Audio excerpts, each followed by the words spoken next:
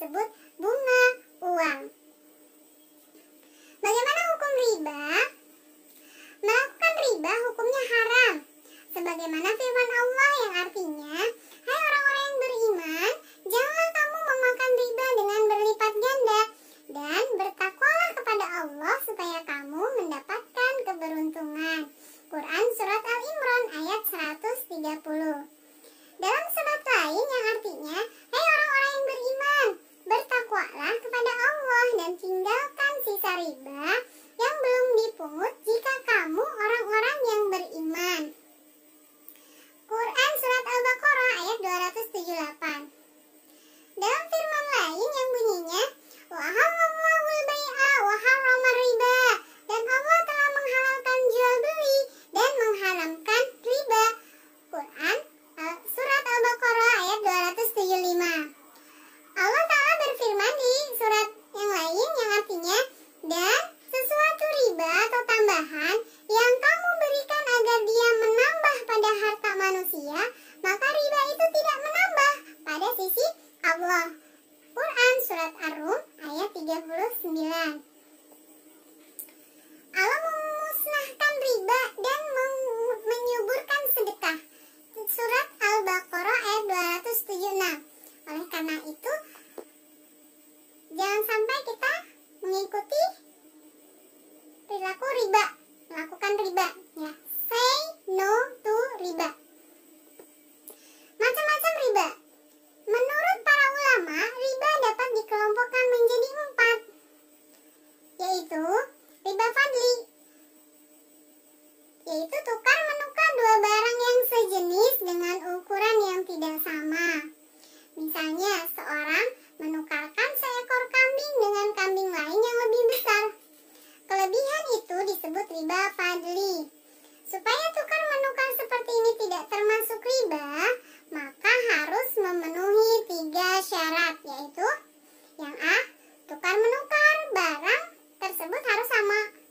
Yang B, timbangan atau takarannya harus sama. Yang C, serah terima pada saat itu juga.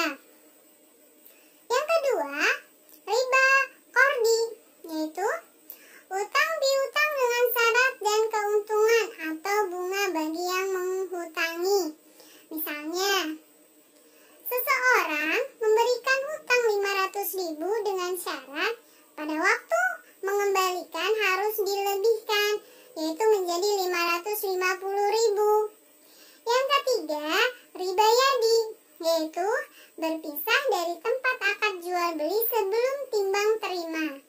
Misalnya, seorang membeli barang setelah dibayar si penjual langsung pergi, padahal barang belum diketahui jumlah dan ukurannya oleh si pembeli itu.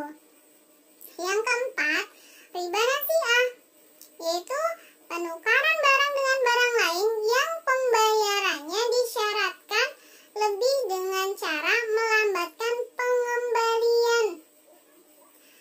Misalnya, seorang meminjamkan cincin emas 10 gram. Pengembaliannya setahun mendatang menjadi 11 gram. Jika belum terbayar, maka tahun berikutnya menjadi 12 gram. Dan seterusnya. Manfaat diharamkannya riba. Manfaat bagi rentenir atau pemilik uang. Yang pertama, selamat dari sifat